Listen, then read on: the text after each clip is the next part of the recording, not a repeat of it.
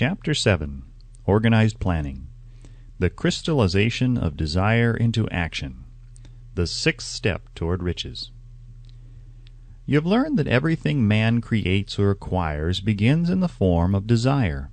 That desire is taken on the first lap of its journey from the abstract to the concrete, into the workshop of the imagination, where plans for its transition are created and organized. In Chapter 2, you were instructed to take 6 definite practical steps as your first move in translating the desire for money into its monetary equivalent. One of these steps is the formation of a definite practical plan, or plans through which this transformation may be made. You will now be instructed how to build plans which will be practical, vis-a-vis A. Ally yourself with a group of as many people as you may need for the creation and carrying out of your plan, or plans for the accumulation of money, making use of the mastermind principle described in a later chapter. Compliance with this instruction is absolutely essential. Do not neglect it. B. Before forming your mastermind alliance, decide what advantages and benefits you may offer the individual members of your group in return for their cooperation. No one will work indefinitely without some form of compensation. No intelligent person will either request or expect another to work without adequate compensation, although this may not always be in the form of money. C. Arrange to meet with the members of your mastermind group at least twice a week, and more often if possible, until you have jointly perfected the necessary plan or plans for the accumulation of money. D. Maintain perfect harmony between yourself and every member of your mastermind group. If you fail to carry out this instruction to the letter, you may expect to meet with failure. The mastermind principle cannot obtain where perfect harmony does not prevail. Keep in mind these facts. First, you are engaged in an undertaking of major importance to you. To be sure of success, you must have plans which are faultless. Second, you must have the advantage of the experience, education, native ability, and imagination of other minds.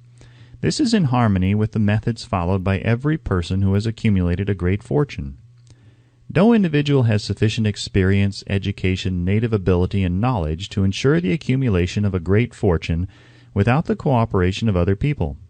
Every plan you adopt in your endeavor to accumulate wealth should be the joint creation of yourself and every other member of your mastermind group. You may originate your plans either in whole or in part, but see that those plans are checked and approved by the members of your mastermind alliance. If the first plan which you adopt does not work successfully, replace it with a new plan. If this new plan fails to work, replace it in turn with still another, and so on until you find a plan which does work.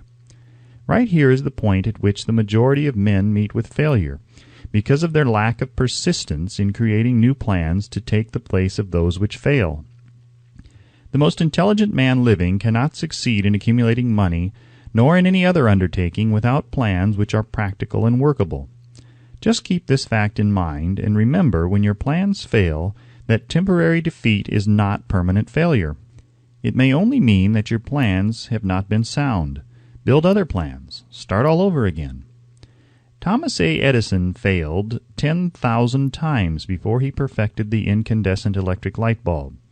That is, he met with temporary defeat 10,000 times before his efforts were crowned with success. Temporary defeat should mean only one thing: the certain knowledge that there is something wrong with your plan. Millions of men go through life in misery and poverty because they lack a sound plan through which to accumulate a fortune.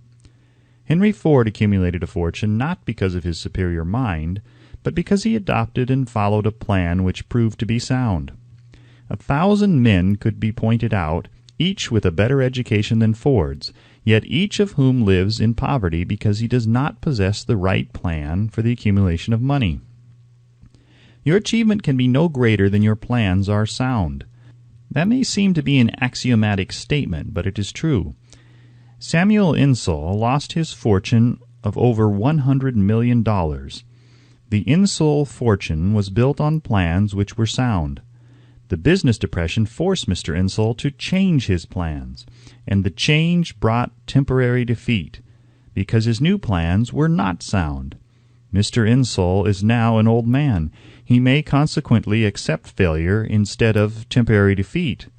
But if his experience turns out to be failure, it will be for the reason that he lacks the fire of persistence to rebuild his plans. No man is ever whipped until he quits in his own mind. This fact will be repeated many times because it is so easy to take the count at the first sign of defeat. James J. Hill met with temporary defeat when he first endeavored to raise the necessary capital to build a railroad from the east to the west, but he too turned defeat into victory through new plans. Mr. Ford met with temporary defeat, not only at the beginning of his automobile career, but after he had gone far toward the top. He created new plans and went marching on to financial victory. We see men who have accumulated great fortunes, but we often recognize only their triumph, overlooking the temporary defeats which they had to surmount before arriving. No follower of this philosophy can reasonably expect to accumulate a fortune without experiencing temporary defeat. When defeat comes, accept it as a signal that your plans are not sound. Rebuild those plans and set sail once more towards your coveted goal. If you give up before your goal has been reached, you are a quitter. A quitter never wins, and a winner never quits. Lift this sentence out, write it on a piece of paper in letters an inch high, and place it where you will see it every night before you go to sleep, and every morning before you go to work. When you begin to select members for your mastermind group, endeavor to select those who do not take defeat seriously. Some people foolishly believe that only money can make money. This is not true. Desire, transmuted into its monetary equivalent through the principles laid down here, is the agency through which money is made. Money of itself is nothing but inert matter. It cannot move, think, or talk, but it can hear when a man who desires it calls it to come. Planning the sale of services. The remainder of this chapter has been given over to a description of ways and means of marketing personal services. The information here conveyed will be of practical help to any person having any form of personal services to market, but it will be of priceless benefit to those who aspire to leadership in their chosen occupations. Intelligent planning is essential for success in any undertaking designed to accumulate riches. Here will be found detailed instructions to those who must begin the accumulation of riches by selling personal services. It should be encouraging to know that practically all the great fortunes began in the form of compensation for personal services, or from the sale of ideas. What else, except ideas and personal services, would one not possessed of property have to give in return for riches? Broadly speaking, there are two types of people in the world. One type is known as leaders, and the other as followers. Decide at the outset whether you intend to become a leader in your chosen calling or remain a follower. The difference in compensation is vast. The follower cannot reasonably expect the compensation to which a leader is entitled, although many followers make the mistake of expecting such pay. It is no disgrace to be a follower. On the other hand, it is no credit to remain a follower.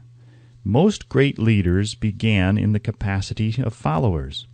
They became great leaders because they were intelligent followers. With few exceptions, the man who cannot follow a leader intelligently cannot become an efficient leader. The man who can follow a leader most efficiently is usually the man who develops into the leadership most rapidly. An intelligent follower has many advantages, among them the opportunity to acquire knowledge from his leader. The major attributes of leadership.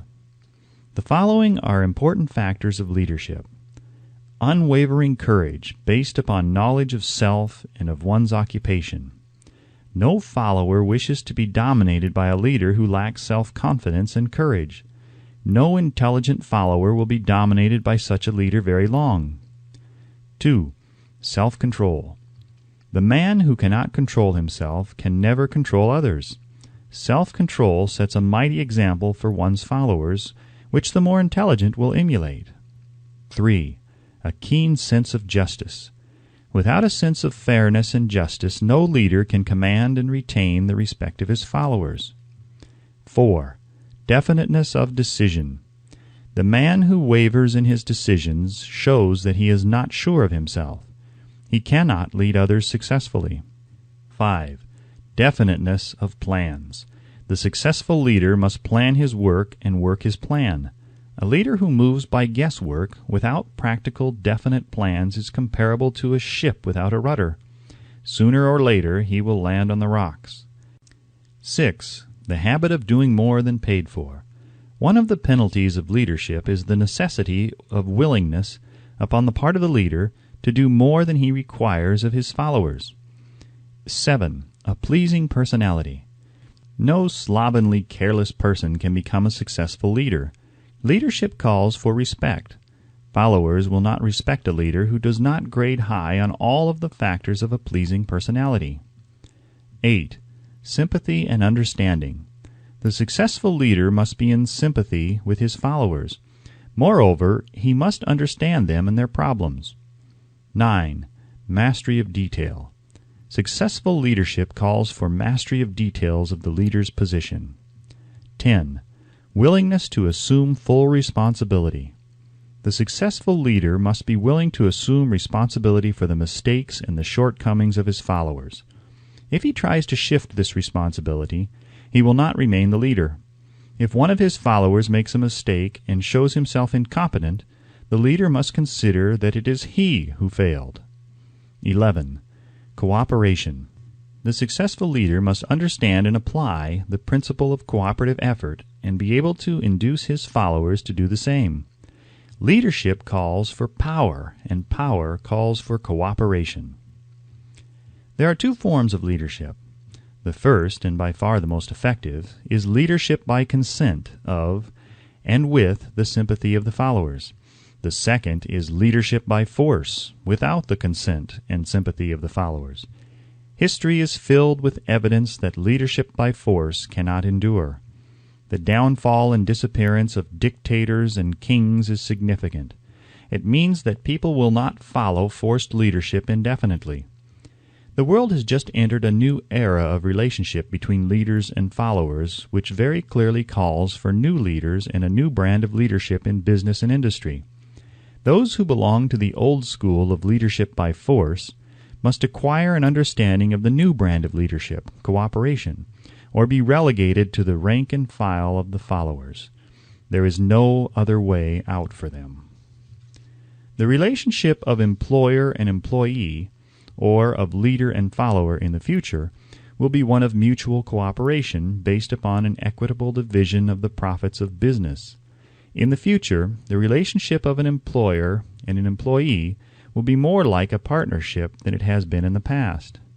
Napoleon, Kaiser Wilhelm of Germany, the Tsar of Russia, and the King of Spain were examples of leadership by force. Their leadership passed. Without much difficulty, one might point to the prototypes of these ex-leaders among the business, financial, and labor leaders of America who have been dethroned or slated to go. Leadership by consent of the followers is the only brand which can endure. Men may follow the forced leadership temporarily, but they will not do so willingly. The new brand of leadership will embrace the 11 factors of leadership described in this chapter, as well as some other factors. The man who makes these the basis of his leadership will find abundant opportunity to lead in any walk of life. The Depression was prolonged largely because the world lacked leadership of the new brand. At the end of the Depression, the demand for leaders who are competent to apply the new methods of leadership has greatly exceeded the supply. Some of the old type of leaders will reform and adapt themselves to the new brand of leadership, but generally speaking, the world will have to look for a new timber for its leadership. This necessity may be your opportunity. The 10 major causes of failure in leadership. We come now to the major faults of leaders who fail, because it is just as essential to know what not to do as it is to know what to do. 1. Inability to organize details. Efficient leadership calls for ability to organize and to master details. No genuine leader is ever too busy to do anything which may be required of him in his capacity as leader. When a man, whether he is a leader or follower, admits that he is too busy to change his plans or to give attention to any emergency, he admits his inefficiency. The successful leader must be the master of all details connected with his position. That means, of course, that he must acquire the habit of relegating details to capable lieutenants. 2. Unwillingness to render humble service. Truly great leaders are willing, when occasion demands, to perform any sort of labor which they would ask another to perform. The greatest among ye shall be the servant of all, is a truth which all able leaders observe and respect. 3. Expectation of pay for what they know instead of what they do with that which they know. The world does not pay men for that which they know. It pays them for what they do, or induce others to do. 4. Fear of competition from followers. The leader who fears that one of his followers may take his position is practically sure to realize that fear sooner or later. The able leader trains understudies to whom he may delegate at will any of the details of his position. Only in this way may a leader multiply himself and prepare himself to be at many places and give attention to many things at one time.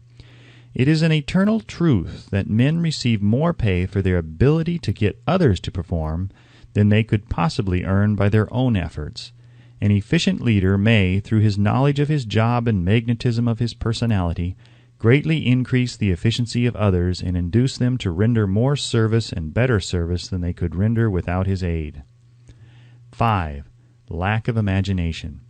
Without imagination, the leader is incapable of meeting emergencies and of creating plans by which to guide his followers efficiently. 6. Selfishness. The leader who claims all the honor for the work of his followers is sure to be met by resentment. The really great leader claims none of the honors. He is contented to see the honors, when there are any, go to his followers, because he knows that most men will work harder for commendation and recognition than they will for money alone. 7. Intemperance. Followers do not respect an intemperate leader. Moreover, intemperance in any of its various forms destroys the endurance and the vitality of all who indulge in it. 8. Disloyalty. Perhaps this should have come at the head of the list. The leader who is not loyal to his trust and to his associates, those above him, and those below him, cannot long maintain his leadership. Disloyalty marks one as being less than the dust of the earth, and brings down on one's head the contempt he deserves. Lack of loyalty is one of the major causes of failure in every walk of life. 9. Emphasis on the authority of leadership. The efficient leader leads by encouraging and not by trying to instill fear in the hearts of his followers. The leader who tries to impress his followers with his authority comes within the category of leadership through force. If a leader is a real leader, he will have no need to advertise that fact except by his conduct, his sympathy, understanding, fairness, and a demonstration that he knows his job. 10. Emphasis of title. The competent leader requires no title to give him the respect of his followers. The man who makes too much over his title generally has little else to emphasize. The doors to the office of the real leader are open to all who wish to enter, and his working quarters are free from formality or ostentation. These are among the more common of the causes of failure in leadership. Any one of these faults is sufficient to induce failure. Study the list carefully if you aspire to leadership, and make sure that you are free of these faults. Some fertile fields in which new leadership will be required. Before leaving this chapter, your attention is called to a few of the fertile fields in which there has been a decline of leadership, and in which the new type of leader may find an abundance of opportunity. First, in the field of politics, there is a most insistent demand for new leaders, a demand which indicates nothing less than an emergency. The majority of politicians have, seemingly, become high-grade legalized racketeers. They have increased taxes and debauched the machinery of industry and business until the people can no longer stand the burden. Second, the banking business is undergoing a reform. The leaders in this field have almost entirely lost the confidence of the public. Already the bankers have sensed the need of reform, and they have begun it. Third, industry calls for new leaders. The old type of leaders thought and moved in terms of dividends instead of thinking and moving in terms of human equations. The future leader in industry, to endure, must regard himself as a quasi-public official whose duty it is to manage his trust in such a way that it will work hardship on no individual or group of individuals. Exploitation of working men is a thing of the past. Let the man who aspires to leadership in the field of business, industry, and labor remember this. Fourth, the religious leader of the future will be forced to give more attention to the temporal needs of his followers in the solution of their economic and personal problems of the present, and less attention to the dead past and the yet unborn future. Fifth, in the professions of law, medicine, and education, a new brand of leadership, and to some extent, new leaders will become a necessity. This is especially true in the field of education. The leader in that field must, in the future, find ways and means of teaching people how to apply the knowledge they receive in school. He must deal more with practice and less with theory. Sixth, new leaders will be required in the field of journalism. Newspapers of the future, to be conducted successfully, must be divorced from special privilege and relieved from the subsidy of advertising. They must cease to be organs of propaganda for the interests which patronize their advertising columns. The type of newspaper which publishes scandal and lewd pictures will eventually go the way of all forces which debauch the human mind. These are but a few of the fields in which opportunity for new leaders and a new brand of leadership are now available. The world is undergoing a rapid change. This means that the media through which the changes in human habits are promoted must be adapted to the changes. The media here described are the ones which, more than any others, determine the trend of civilization. When and how to apply for a position. The information described here is the net result of many years of experience during which thousands of men and women were helped to market their services effectively. It can therefore be relied upon as sound and practical. Media through which services may be marketed. Experience has proved that the following media offer the most direct and effective methods of bringing the buyer and seller of personal services together. 1. Employment bureaus. Care must be taken to select only reputable bureaus, the management of which can show adequate records of achievement of satisfactory results. There are comparatively few such bureaus. 2. Advertising in newspapers, trade journals, magazines, and radio. Classified advertising may usually be relied upon to produce satisfactory results in the case of those who apply for clerical or ordinary salaried positions. Display advertising is more desirable in the case of those who seek executive connections. The copy to appear in the section of the paper which is most apt to come to the attention of the class of employer being sought. The copy should be prepared by an expert who understands how to inject sufficient selling qualities to produce replies. 3. Personal letters of application, directed to particular firms or individuals most apt to need such services as are being offered. Letters should be neatly typed, always, and signed by hand. With the letter should be sent a complete brief or outline of the applicant's qualifications. Both the letter of application and the brief of experience or qualifications should be prepared by an expert. See instructions as to information to be supplied. 4. Application through personal acquaintances. When possible, the applicant should endeavor to approach prospective employers through some mutual acquaintance. This method of approach is particularly advantageous in the case of those who seek executive connections and do not wish to appear to be peddling themselves.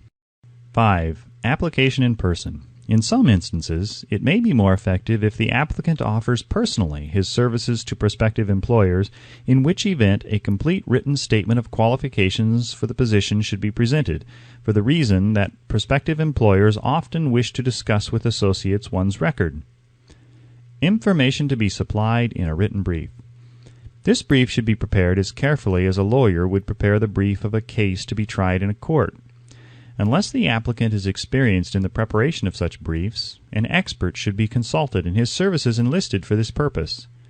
Successful merchants employ men and women who understand the art and psychology of advertising to present the merits of their merchandise. One who has personal services for sale should do the same.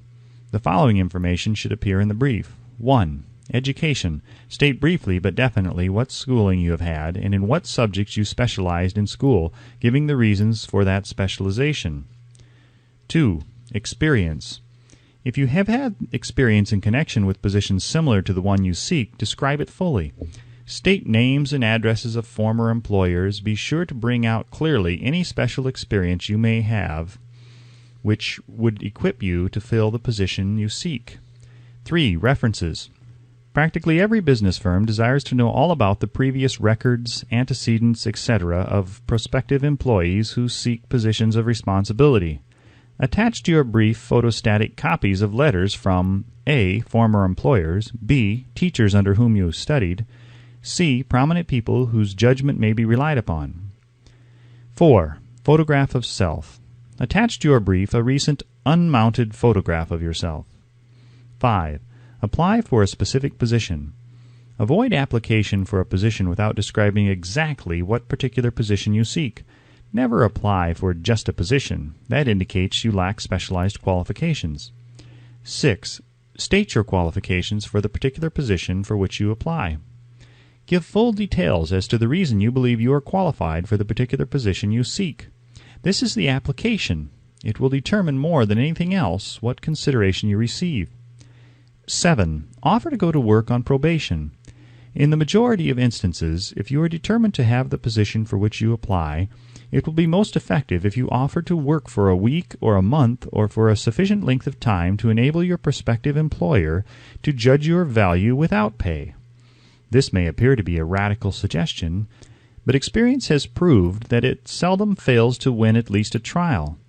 If you are sure of your qualifications, a trial is all you need.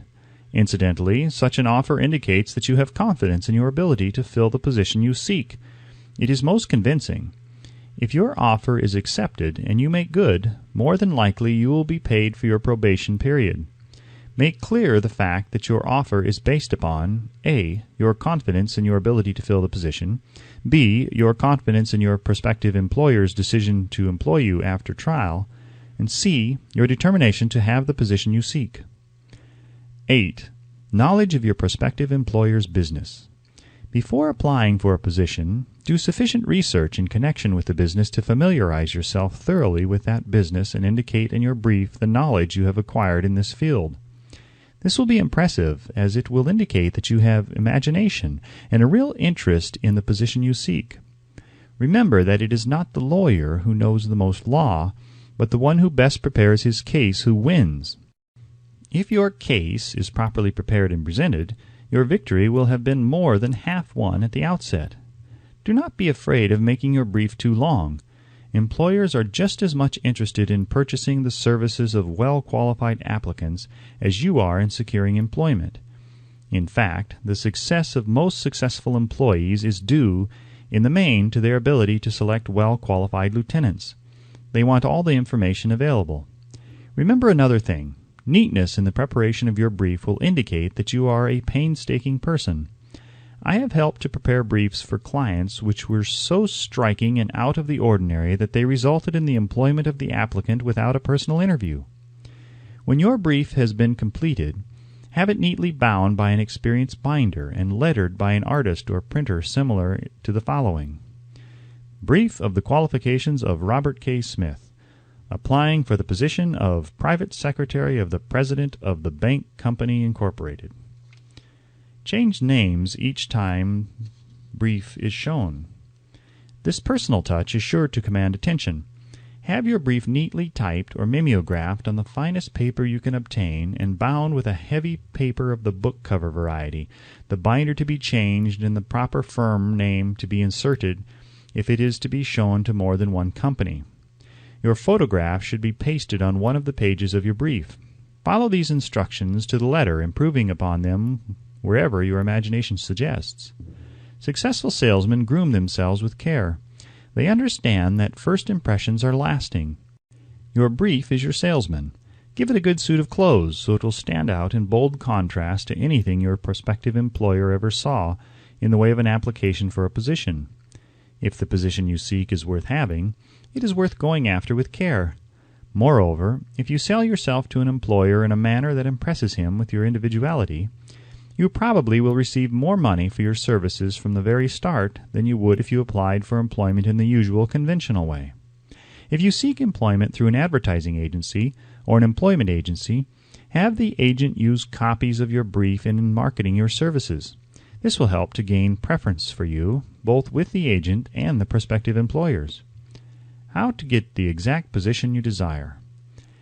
Everyone enjoys doing the kind of work for which he is best suited. An artist loves to work with paints, a craftsman with his hands, a writer loves to write. Those with less definite talents have their preferences for certain fields of business and industry. If America does anything well, it offers a full range of occupations, tilling the soil, manufacturing, marketing, and the professions.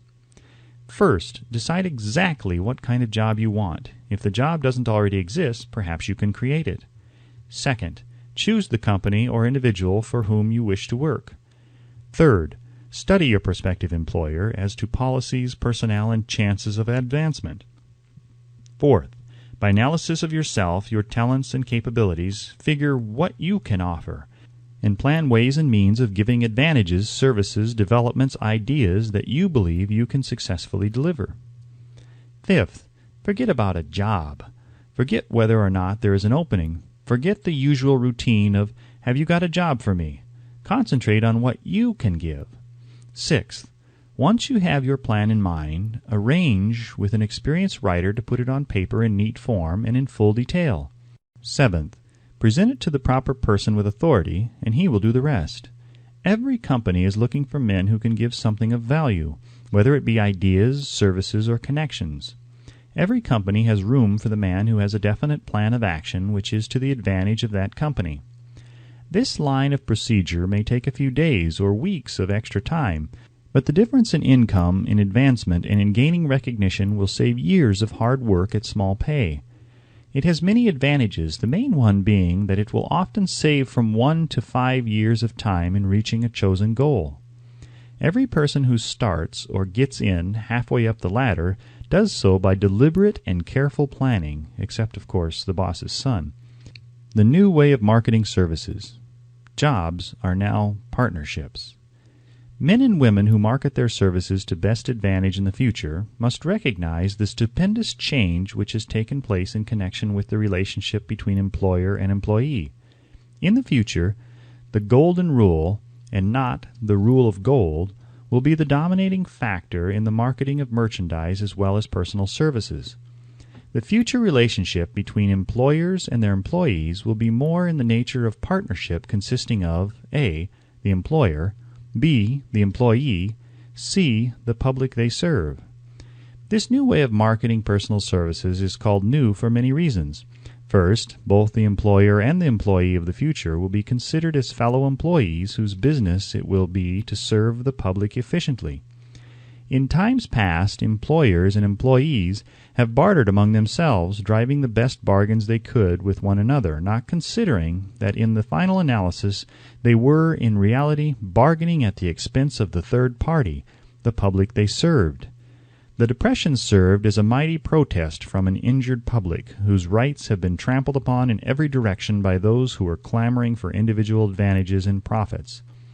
When the debris of the Depression shall have cleared away, and business shall have been once again restored to balance, both employers and employees will recognize that they no longer are privileged to drive bargains at the expense of those whom they serve. The real employer of the future will be the public. This should be kept uppermost in the mind by every person seeking to market personal services effectively. Nearly every railroad in America is in financial difficulty. Who does not remember the day when, if a citizen required at the ticket office the time of departure of a train, he was abruptly referred to the bulletin board instead of being politely given the information? The streetcar companies have experienced a change of times also. There was a time not so very long ago when streetcar conductors took pride in giving argument to passengers. Many of the streetcar tracks have been removed, and passengers ride on a bus, whose driver is the last word in politeness.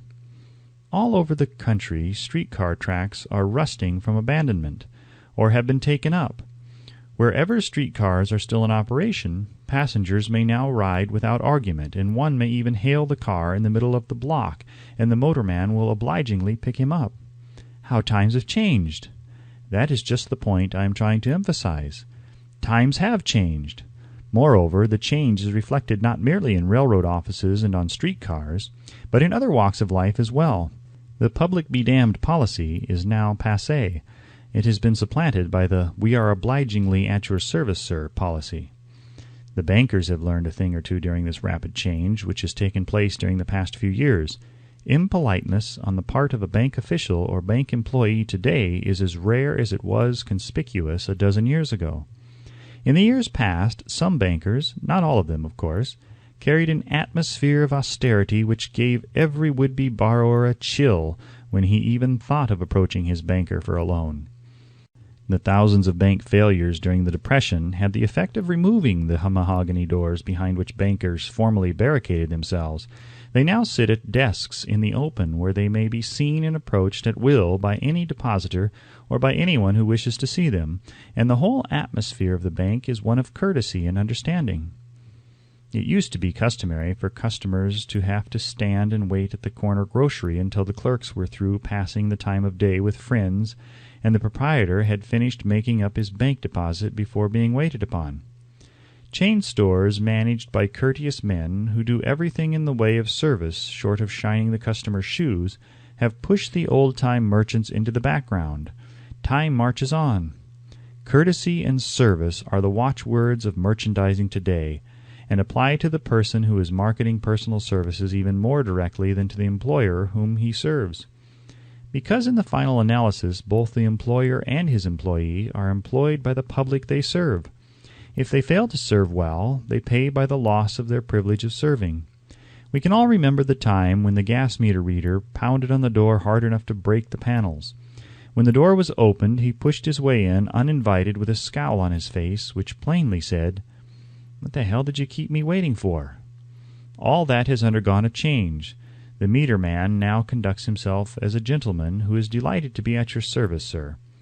Before the gas companies learned that their scowling meter men were accumulating liabilities never to be cleared away, the polite salesman of oil burners came along and did a land office business. During the Depression, I spent several months in the anthracite coal region of Pennsylvania, studying conditions which all but destroyed the coal industry.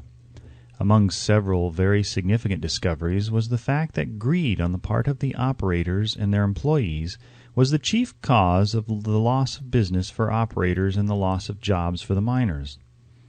Through the pressure of a group of overzealous labor leaders representing the employees and the greed for profits on the part of the operators, the anthracite business suddenly dwindled.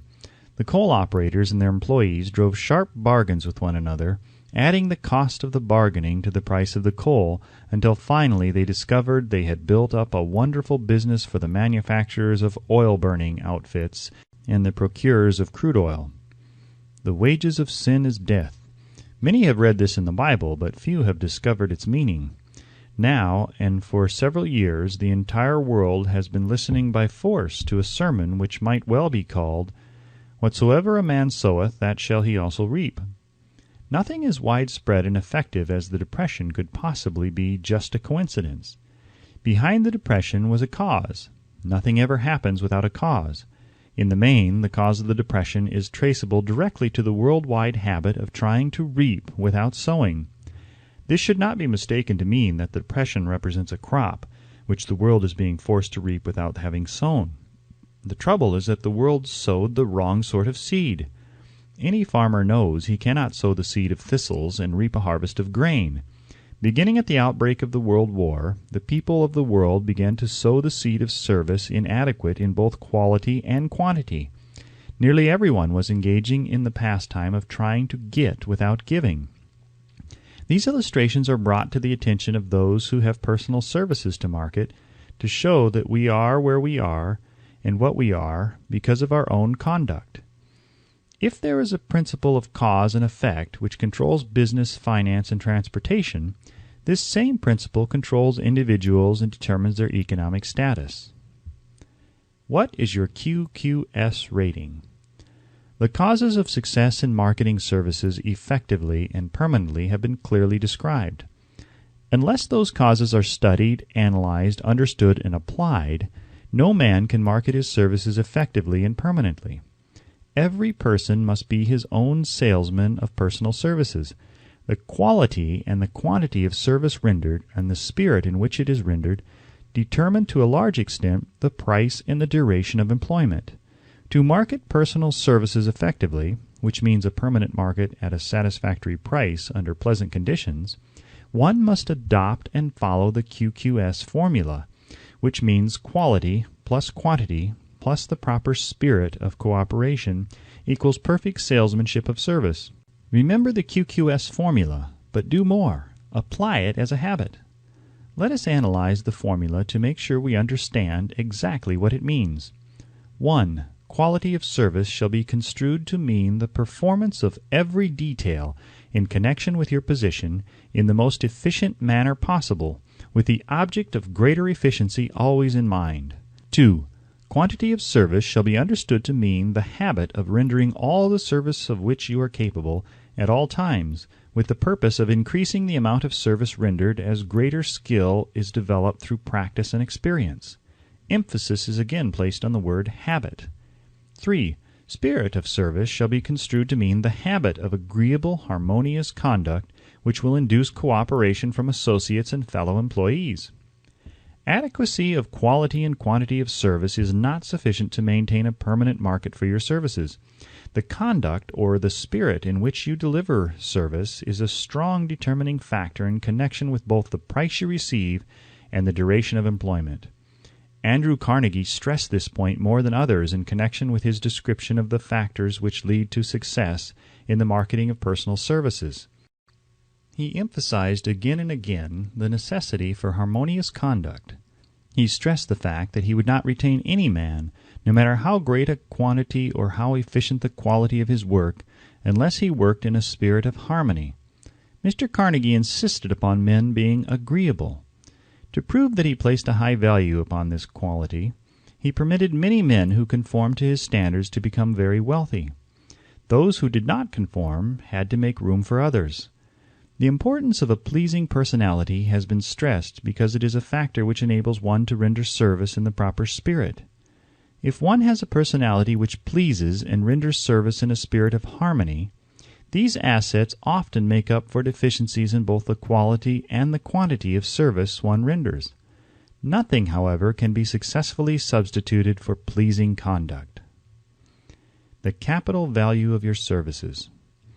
The person whose income is derived entirely from the sale of personal services is no less a merchant than the man who sells commodities, and it might well be added such a person is subject to exactly the same rules of conduct as the merchant who sells merchandise. This has been emphasized because the majority of people who live by the sale of personal services make the mistake of considering themselves free from the rules of conduct and the responsibilities attached to those who are engaged in marketing commodities. The new way of marketing services has practically forced both employer and employee into partnership alliances through which both take into consideration the rights of the third party, the public they serve. The day of the go-getter has passed. He has been supplanted by the go-giver. High-pressure methods in business finally blew the lid off. There will never be the need to put the lid back on because in the future, business will be conducted by methods that will require no pressure. The actual capital value of your brains may be determined by the amount of income you can produce by marketing your services. A fair estimate of the capital value of your services may be made by multiplying your annual income by 16 2/3, as it is reasonable to estimate that your annual income represents 6% of your capital value. Money rents for 6% per annum. Money is worth no more than brains. It is often worth much less.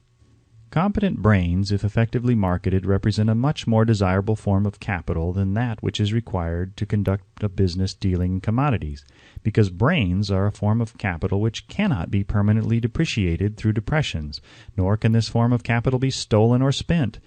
Moreover, the money which is essential for the conduct of business is as worthless as a sand dune until it has been mixed with efficient brains. The 30 major causes of failure. How many of these are holding you back? Life's greatest tragedy consists of men and women who earnestly try and fail. The tragedy lies in the overwhelmingly large majority of people who fail as compared to the few who succeed. I have had the privilege of analyzing several thousand men and women, 98% of whom were classed as failures. There is something radically wrong with a civilization and a system of education which permits 98% of the people to go through life as failures. But he did not write this book for the purpose of moralizing on the rights and wrongs of the world. That would require a book 100 times the size of this one. My analysis work proved that there are 30 major reasons for failure and 13 major principles through which people accumulate fortunes. In this chapter, a description of the 30 major causes of failure will be given. As you go over the list, check yourself by it, point by point, for the purpose of discovering how many of these causes of failure stand between you and success. 1. Unfavorable hereditary background. There is but little, if anything, which can be done for people who are born with a deficiency in brain power. This philosophy offers but one method of bridging this weakness, through the aid of the mastermind. Observe with profit, however, that this is the only one of the 30 causes of failure which may not be easily corrected by any individual. 2. Lack of a well-defined purpose in life. There is no hope of success for the person who does not have a central purpose or definite goal at which to aim. 98 out of every 100 of those whom I have analyzed had no such aim. Perhaps this was the 3. Lack of ambition to aim above mediocrity. We offer no hope for the person who is so indifferent as not to want to get ahead in life and who is not willing to pay the price. 4. Insufficient education. This is a handicap which may be overcome with comparative ease. Experience has proven that the best educated people are often those who are known as self-made or self-educated. It takes more than a college degree to make one a person of education. Any person who is educated is one who has learned to get whatever he wants in life without violating the rights of others. Education consists not so much of knowledge, but of knowledge effectively and persistently applied. Men are paid not merely for what they know, but more particularly for what they do with that which they know. 5. Lack of self-discipline. Discipline comes through self-control. This means that one must control all negative qualities. Before you control conditions, you must first control yourself. Self-mastery is the hardest job you will ever tackle. If you do not conquer self, you will be conquered by self. You may see at one and the same time both your best friend and your greatest enemy by stepping in front of a mirror. 6. Ill health. No person may enjoy outstanding success without good health. Many of the causes of ill health are subject to mastery and control. These, in the main, are A. Overeating of foods not conducive to health. B. Wrong habits of thought, giving expression to negatives. C. Wrong use of and overindulgence in sex. D. Lack of proper physical exercise. E. An inadequate supply of fresh air due to improper breathing. 7. Unfavorable environmental influences during childhood. As the twig is bent, so shall the tree grow. Most people who have criminal tendencies acquire them as the result of bad environment and improper associates during childhood. 8. Procrastination. This is one of the most common causes of failure. Old man procrastination stands within the shadow of every human being, waiting his opportunity to spoil one's chances of success. Most of us go through life as failures because we are waiting for the time to be right to start doing something worthwhile. Do not wait. The time will never be just right. Start where you stand and work with whatever tools you may have at your command, and better tools will be found as you go along. 9. Lack of persistence. Most of us are good starters but poor finishers of everything we begin. Moreover, people are prone to give up at the first signs of defeat. There is no substitute for persistence. The person who makes persistence his watchword discovers that old man failure finally becomes tired and makes his departure. Failure cannot cope with persistence. 10. Negative personality. There is no hope of success for the person who repels people through negative personality. Success comes through the application of power, and power is attained through the cooperative efforts of other people. A negative personality will not induce cooperation. 11. Lack of controlled sexual urge. Sex energy is the most powerful of all the stimuli which move people into action. Because it is the most powerful of the emotions, it must be controlled through transmutation and converted into other channels. 12. Uncontrolled desire for something for nothing. The gambling instinct drives millions of people to failure. Evidence of this may be found in a study of the Wall Street crash of '29, during which millions of people tried to make money by gambling on stock margins. 13. Lack of a well-defined power of decision. Men who succeed reach decisions promptly and change them, if at all, very slowly. Men who fail reach decisions, if at all, very slowly and change them frequently and quickly. Indecision and procrastination are twin brothers. Where one is found, the other may usually be found also. Kill off this pair before they completely hog-tie you to the treadmill of failure. 14. One or more of the 6 basic fears. These fears have been analyzed for you in a later chapter. They must be mastered before you can market your services effectively. 15. Wrong selection of a mate in marriage. This is a most common cause of failure. The relationship of marriage brings people intimately into contact. Unless this relationship is harmonious, failure is likely to follow. Moreover, it will be a form of failure that is marked by misery and unhappiness, destroying all signs of ambition. 16. Overcaution. The person who takes no chances generally has to take whatever is left when others are through choosing. Overcaution is as bad as undercaution. Both are extremes to be guarded against. Life itself is filled with the element of chance. 17. Wrong selection of associates in business. This is one of the most common causes of failure in business. In marketing personal services, one should use great care to select an employer who will be an inspiration and who is himself intelligent and successful. We emulate those with whom we associate most closely. Pick an employer who is worth emulating. 18. Superstition and prejudice. Superstition is a form of fear. It is also a sign of ignorance. Men who succeed keep open minds and are afraid of nothing. 19. Wrong selection of a vocation. No man can succeed in a line of endeavor which he does not like.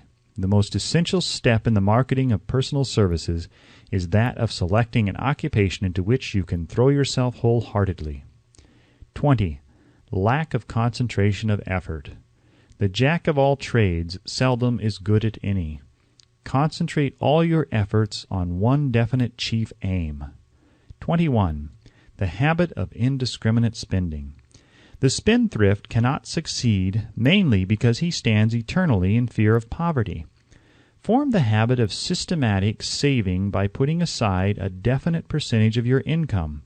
Money in the bank gives one a very safe foundation of courage when bargaining for the sale of personal services. Without money, one must take what one is offered and be glad to get it. 22. Lack of enthusiasm. Without enthusiasm, one cannot be convincing. Moreover, enthusiasm is contagious, and the person who has it under control is generally welcome in any group of people. 23. Intolerance. The person with a closed mind on any subject seldom gets ahead. Intolerance means that one has stopped acquiring knowledge. The most damaging forms of intolerance are those connected with religion, racial, and political differences of opinion. 24. Intemperance. The most damaging forms of intemperance are connected with eating, strong drink, and sexual activities. Overindulgence in any of these is fatal to success. 25. Inability to cooperate with others. More people lose their positions and their big opportunities in life because of this fault than for all other reasons combined. It is a fault which no well-informed businessman or leader will tolerate. 26. Possession of power that was not acquired through self-effort. sons and daughters of wealthy men and others who inherit money which they did not earn. Power in the hands of one who did not acquire it gradually is often fatal to success.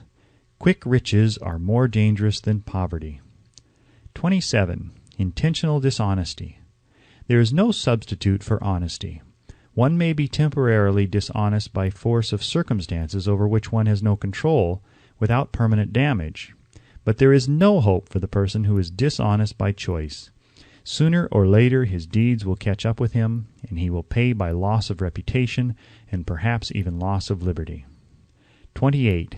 Egotism and vanity. These qualities serve as red lights which warn others to keep away.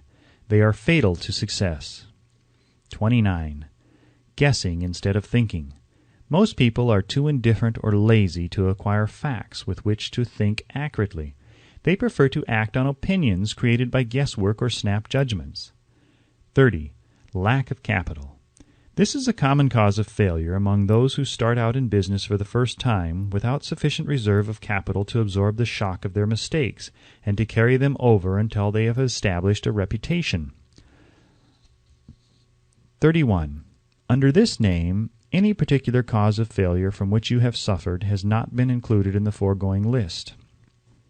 In these 30 major causes of failure is found a description of the tragedy of life which obtains for practically every person who tries and fails.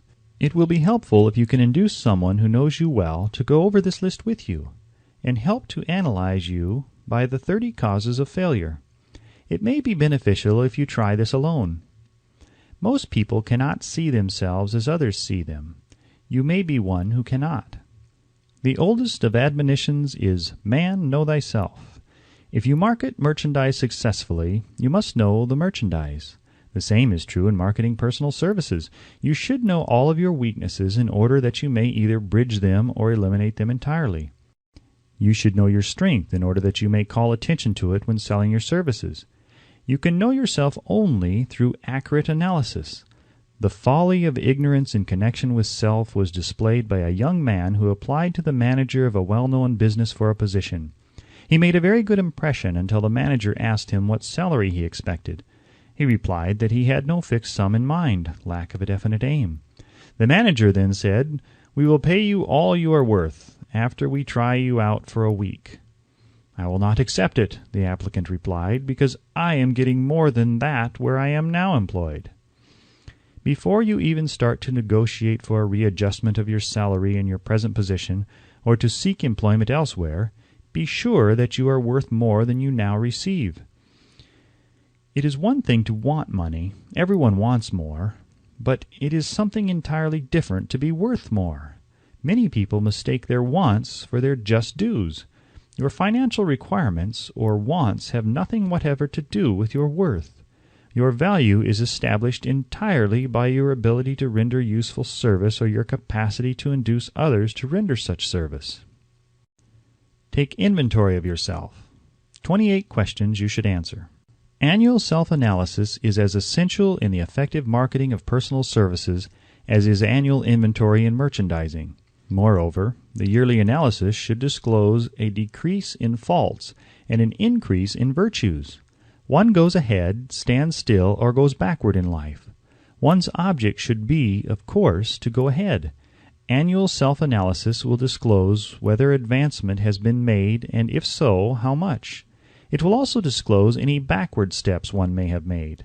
The effective marketing of personal services requires one to move forward, even if the progress is slow. Your annual self-analysis should be made at the end of each year, so you can include in your New Year's resolutions any improvements which the analysis indicates should be made. Take this inventory by asking yourself the following questions and by checking your answers with the aid of someone who will not permit you to deceive yourself as to their accuracy. Self-analysis questionnaire for personal inventory. 1. Have I attained the goal which I established as my objective for this year? You should work with a definite yearly objective to be attained as a part of your major life objective. 2. Have I delivered service of the best possible quality of which I am capable, or could I have improved any part of this service? 3. Have I delivered service in the greatest possible quantity of which I am capable? 4. Has the spirit of my conduct been harmonious and cooperative at all times? 5. Have I permitted the habit of procrastination to decrease my efficiency, and if so, to what extent? 6. Have I improved my personality, and if so, in what ways? 7. Have I been persistent in following my plans through to completion? 8. Have I reached decisions promptly and definitely on all occasions? 9. Have I permitted any one or more of the 6 basic fears to decrease my efficiency? 10. Have I been either overcautious or undercautious? 11. Has my relationship with my associates in work been pleasant or unpleasant? If it has been unpleasant, has the fault been partly or wholly mine? 12. Have I dissipated any of my energy through lack of concentration of effort? 13. Have I been open-minded and tolerant in connection with all subjects? 14. In what way have I improved my ability to render service? 15. Have I been intemperate in any of my habits? 16. Have I expressed either openly or secretly any form of egotism? 17. Has my conduct toward my associates been such that it has induced them to respect me? 18.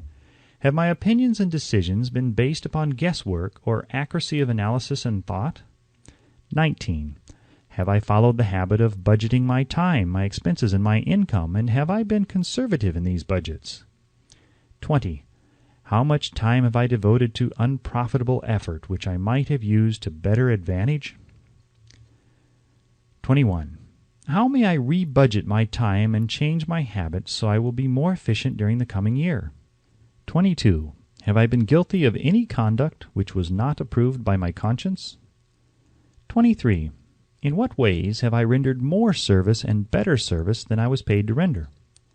24. Have I been unfair to anyone, and if so, in what way? 25. If I had been the purchaser of my own services for the year, would I be satisfied with my purchase? 26. Am I in the right vocation, and if not, why not? 27. Has the purchaser of my services been satisfied with the service I have rendered, and if not, why not? 28. What is my present rating on the fundamental principles of success? Make this rating fairly and frankly, and have it checked by someone who is courageous enough to do it accurately. Having read and assimilated the information conveyed through this chapter, you are now ready to create a practical plan for marketing your personal services. In this chapter will be found an adequate description of every principle essential in planning the sale of personal services, including the major attributes of leadership, the most common causes of failure in leadership, a description of the fields of opportunity for leadership, the main causes of failure in all walks of life, and the important questions which should be used in self-analysis. This extensive and detailed presentation of accurate information has been included because it will be needed by all who must begin the accumulation of riches by marketing personal services. Those who have lost their fortunes and those who are just beginning to earn money have nothing but personal services to offer in return for riches. Therefore, it is essential that they have available the practical information needed to market services to best advantage. The information contained in this chapter will be of great value to all who aspire to attain leadership in any calling. It will be particularly helpful to those aiming to market their services as business or industrial executives.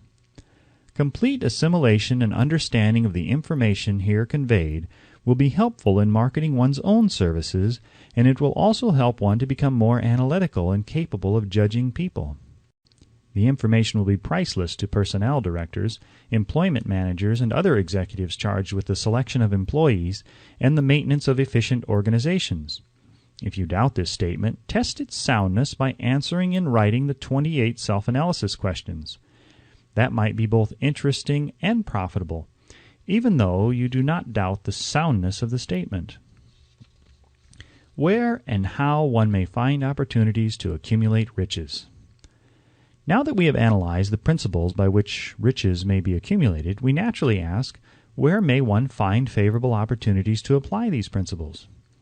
Very well, let us take inventory and see what the United States of America offer the person seeking riches, great or small. To begin with, let us remember, all of us, that we live in a country where every law-abiding citizen enjoys freedom of thought and freedom of deed unequaled anywhere in the world. Most of us have never taken inventory of the advantages of this freedom.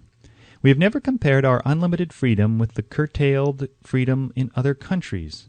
Here we have freedom of thought, freedom in the choice and enjoyment of education, freedom in religion, freedom in politics, freedom in the choice of a business, profession, or occupation, freedom to accumulate and own without molestation, all the property we can accumulate, freedom to choose our place of residence, freedom in marriage, freedom through equal opportunity to all races, freedom of travel from one state to another, freedom in our choice of foods, and freedom to aim for any station in life for which we have prepared ourselves, even for the presidency of the United States.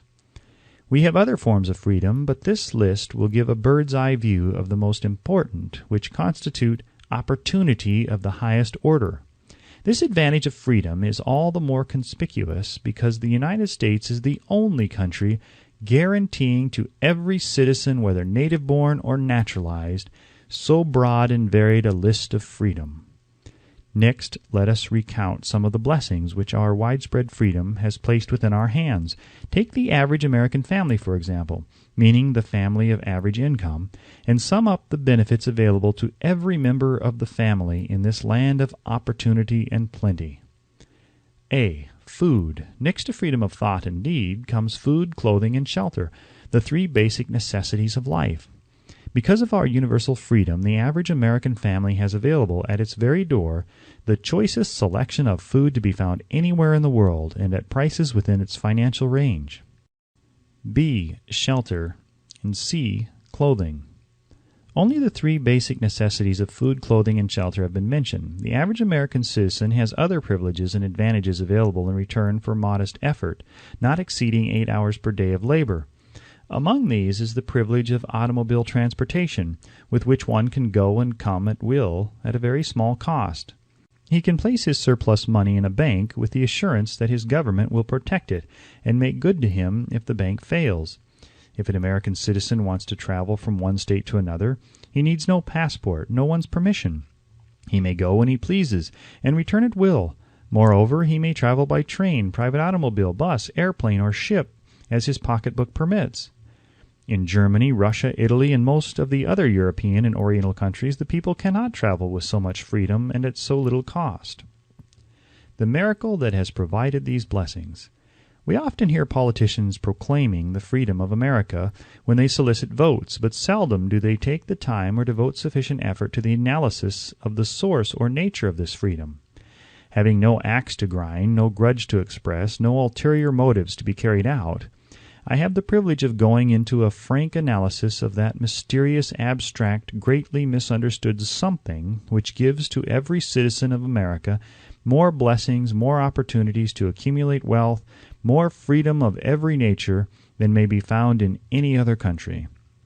I have the right to analyze the source and nature of this unseen power because I know and have known for more than a quarter of a century many of the men who organized that power and many who are now responsible for its maintenance.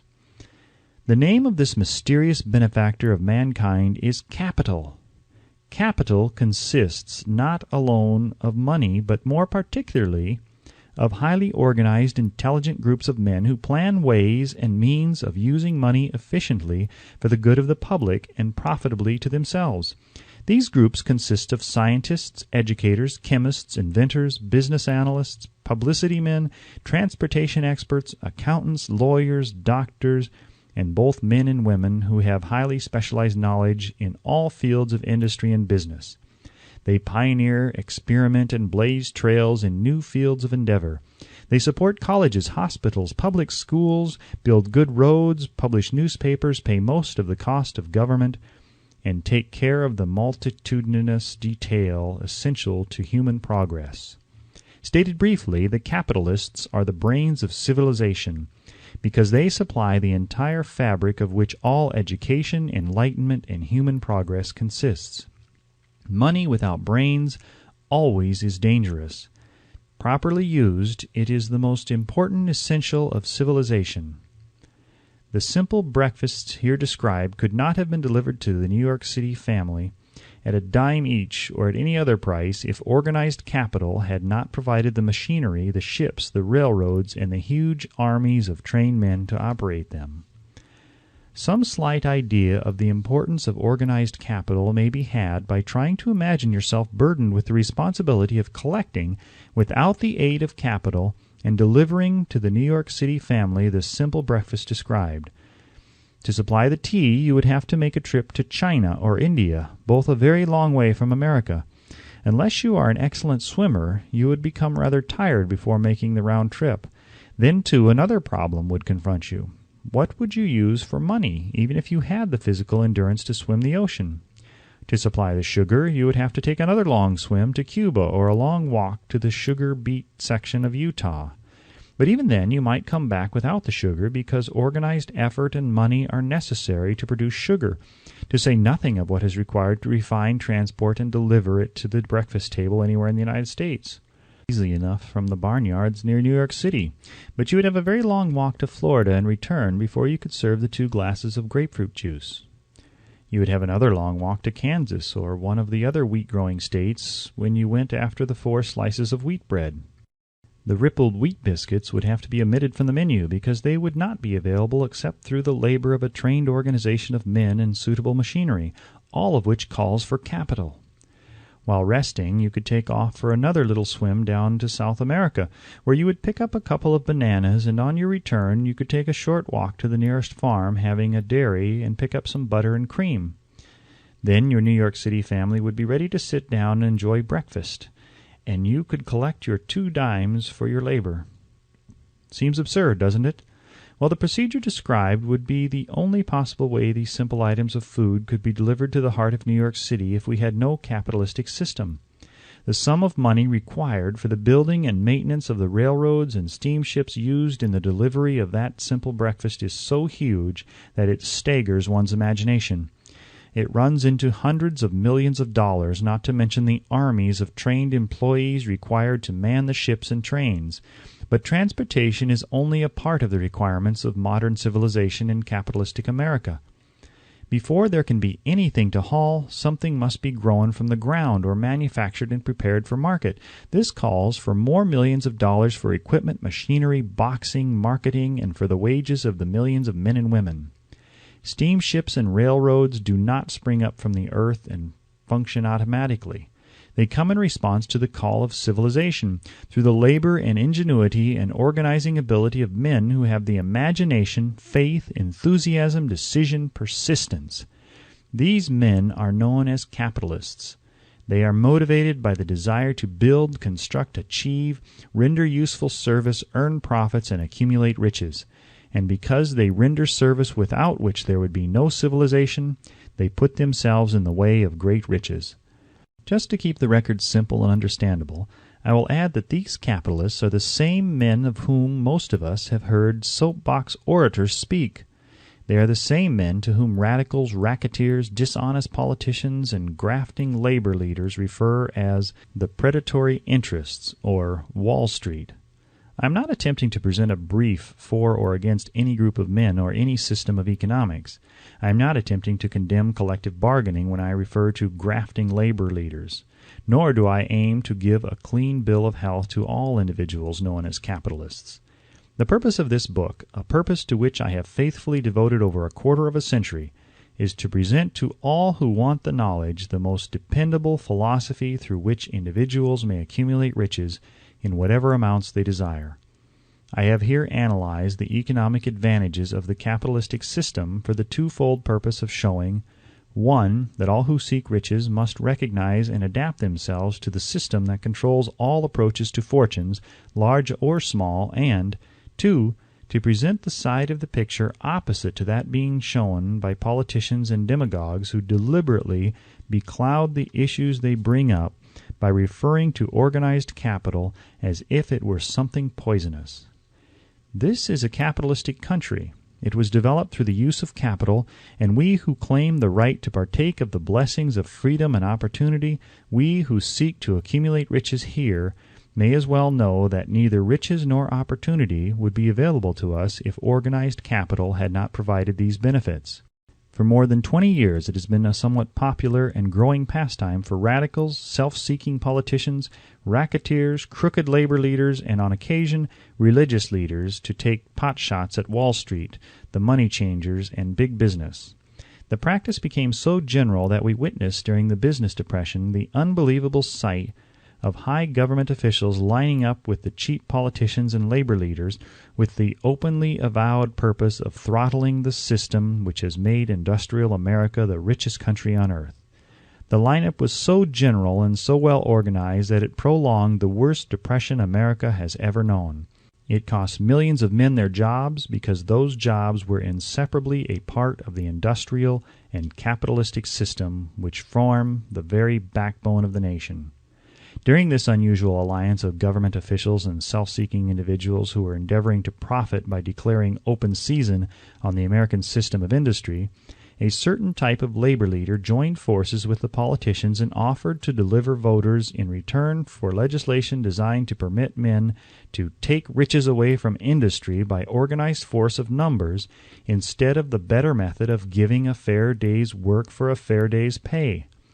Millions of men and women throughout the nation are still engaged in this popular pastime of trying to get without giving. Some of them are lined up with labor unions where they demand shorter hours and more pay. Others do not take the trouble to work at all. They demand government relief and are getting it. Their idea of their rights of freedom was demonstrated in New York City, where violent complaint was registered with the postmaster by a group of relief beneficiaries because the postmen awakened them at 7:30 a.m. to deliver government relief checks. They demanded that the time of delivery be set up to 10 o'clock. If you are one of those who believe that riches can be accumulated by the mere act of men who organize themselves into groups and demand more pay for less service, if you are one of those who demand government relief without early morning disturbance when money is delivered to you, if you are one of those who believe in trading their votes to politicians in return for the passing of laws which permit the raiding of the public treasury, you may rest securely on your belief with certain knowledge that no one will disturb you, because this is a free country where every man may think as he pleases, where nearly everybody can live with but little effort, where many men live well without doing any work whatsoever. However, you should know the full truth concerning this freedom of which so many people boast and so few understand. As great as it is, as far as it reaches as many privileges as it provides, it does not and cannot bring riches without effort. There is but one dependable method of accumulating and legally holding riches, and that is by rendering useful service. No system has ever been created by which men can legally acquire riches through mere force of numbers, or without giving in return an equivalent value of one form or another. There is a principle known as the law of economics. This is more than a theory. It is a law no man can beat. Mark well the name of the principle and remember it, because it is far more powerful than all the politicians and political machines. It is above and beyond the control of all the labor unions. It cannot be swayed nor influenced nor bribed by racketeers or self-appointed leaders in any calling. Moreover, it has an all-seeing eye and a perfect system of bookkeeping, in which it keeps an accurate account of the transactions of every human being engaged in the business of trying to get without giving. Sooner or later its auditors come around, looking over the records of individuals both great and small, and demand an accounting.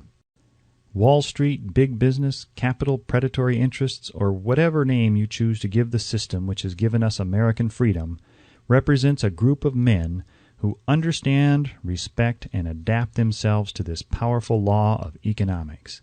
Their financial continuation depends upon their respecting the law. Most people living in America like this country, its capitalistic system and all. I must confess I know of no better country where one may find greater opportunities to accumulate riches. Judging by their acts and deeds, there are some in this country who do not like it. That, of course, is their privilege. If they do not like this country, its capitalistic system, its boundless opportunities, they have the privilege of clearing out. Always there are other countries, such as Germany, Russia, In Italy, where one may try one's hand at enjoying freedom and accumulating riches, providing one is not too particular, America provides all the freedom and all the opportunity to accumulate riches that any honest person may require. When one goes hunting for game, one selects hunting grounds where game is plentiful. When seeking riches, the same rule would naturally obtain. If it is riches you are seeking, do not overlook the possibilities of a country whose citizens are so rich that women alone spend over $200 million annually for lipsticks, rouge, and cosmetics. Think twice, you who are seeking riches, before trying to destroy the capitalistic system of a country whose citizens spend over $50 million a year for greeting cards, with which to express their appreciation of their freedom. If it is money you are seeking, consider carefully a country that spends hundreds of millions of dollars annually for cigarettes, the bulk of the income from which goes to only 4 major companies engaged in supplying this national builder of nonchalance and quiet nerves. By all means, give plenty of consideration to a country whose people spend annually more than $15 million for the privilege of seeing moving pictures, and toss in a few additional millions for liquor, narcotics, and other less potent soft drinks and giggle waters. Do not be in too big a hurry to get away from a country whose people willingly, even eagerly, hand over millions of dollars annually for football, baseball, and prize fights. And by all means, stick by a country whose inhabitants give up more than $1 million a year for chewing gum and another $1 million for safety razor blades. Remember also that this is but the beginning of the available sources for the accumulation of wealth. Only a few of the luxuries and non-essentials have been mentioned, but remember that the business of producing, transporting, and marketing these few items of merchandise gives regular employment to many millions of men and women who receive for their services many millions of dollars monthly and spend it freely for both the luxuries and the necessities. Especially remember that back of all this exchange of merchandise and personal services may be found an abundance of opportunity to accumulate riches.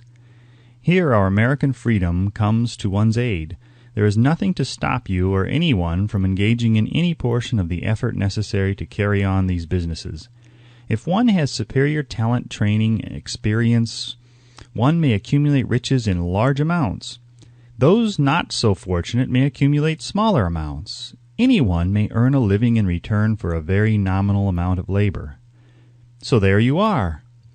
Opportunity has spread its wares before you.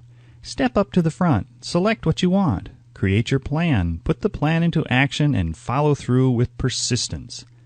Capitalistic America will do the rest. You can depend on this much.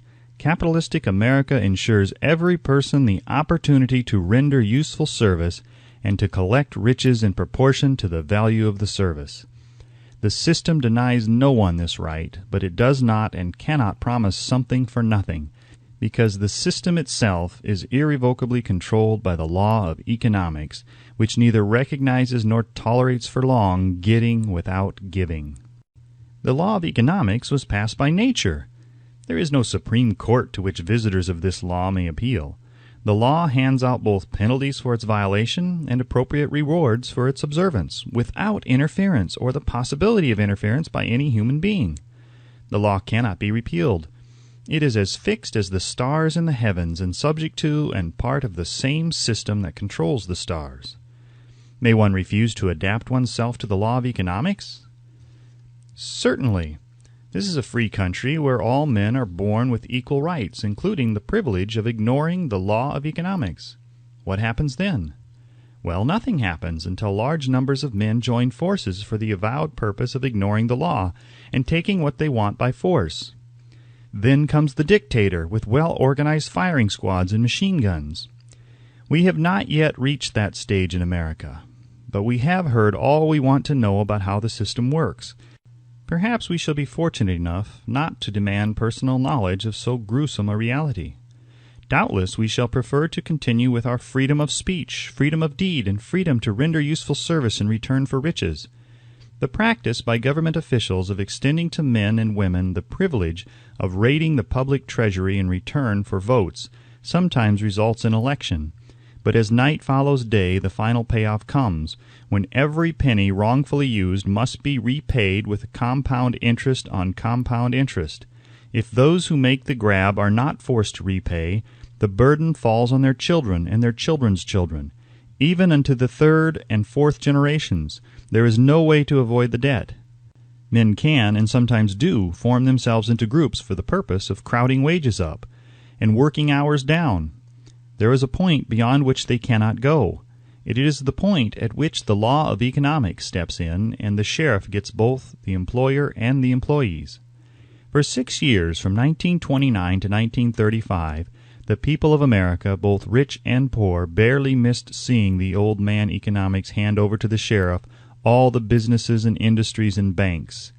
It was not a pretty sight. It did not increase our respect for mob psychology, through which men cast reason to the winds and start trying to get without giving.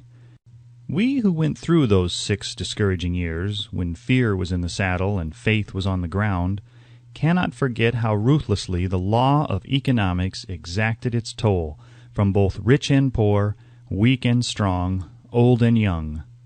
We shall not wish to go through another such experience. These observations are not founded upon short-time experience. They are the result of 25 years of careful analysis of the methods of both the most successful and the most unsuccessful men America has known.